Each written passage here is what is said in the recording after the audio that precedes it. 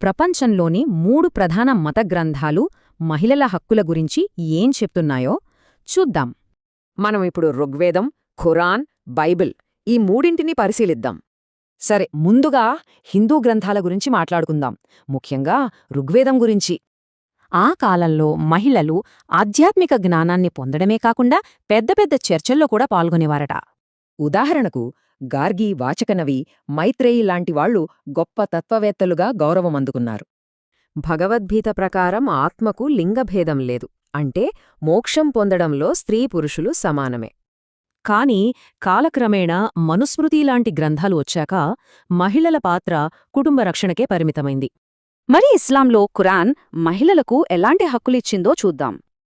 ఈ మార్పులు 7వ శతాబ్దపు అరేబియా సమాజంలో ఎంత ప్రగతిశీలమైనవో మనం గుర్తుంచుకోవాలి. మహిళలకు స్వంతంగా ఆస్తి కలిగి ఉండే, వారసత్వం పొందే, ఇంకా విడాకులు తీసుకునే హక్కులు కల్పించిందే. ఆధ్యాత్మికంగా చూస్తే దేవుడి దృష్టిలో స్త్రీ పురుషులు ఇద్దరూ సమానమేనని స్పష్టంగా చెప్పబడింది. ఇక చివరిగా బైబిల్ ఈ విషయం గురించి ఏం చెబుతుందో పరిశీలిద్దాం.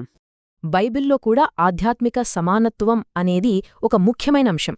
స్త్రీ అయినా పురుషుడైనా భేదం లేదు, మీరంతా ఒక్కటే అన్న వాక్యం దీనికి చక్కటి ఉదాహరణ.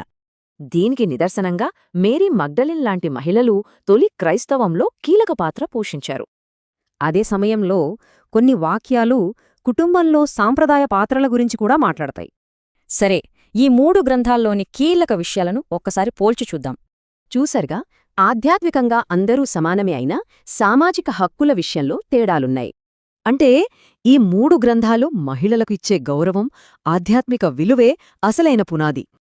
కాని వాటి చారిత్రక పరిస్థితులను బట్టి సామాజిక, చట్టపరమైన బోధనలు వేర్వేరుగా ఉన్నాయి.